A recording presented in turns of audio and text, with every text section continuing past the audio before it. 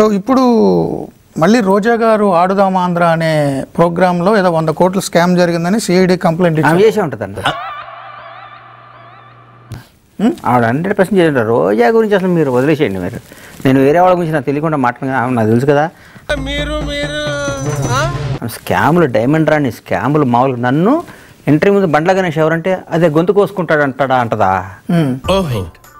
అంటే ఇప్పుడు ఈ పాయింట్ మీద కూడా నన్ను ఉతుకుతావా? అంటే నీకు ఎదురు చెప్పేవాళ్ళు ఉండకూడదు మీకు.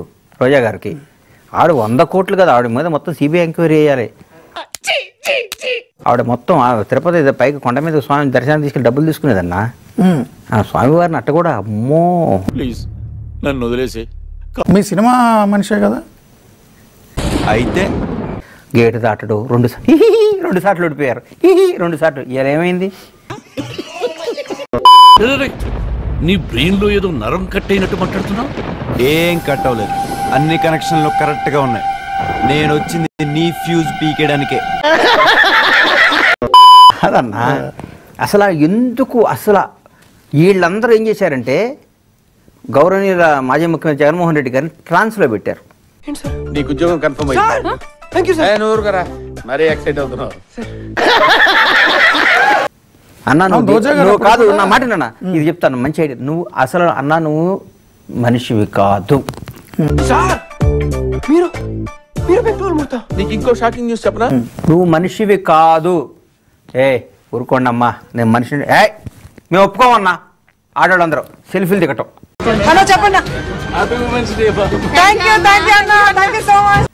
అసలు ఆయన్ని అసలు సెల్ఫీలు దిగి అన్నవటం. అన్నా ఒకసారి చూడు, అన్నా ఒకసారి చూడంటే సెల్ఫీలు దిగటం వీళ్ళందరూ.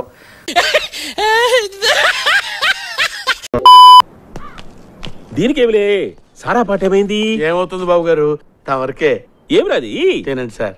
ఏదో పేదవాడి ప్రేమ. నువ్వు మనిషివి కాదన్నా, మనిషివి కాదన్నా. మీకు నమస్కారం అమ్మా. నమస్కారం.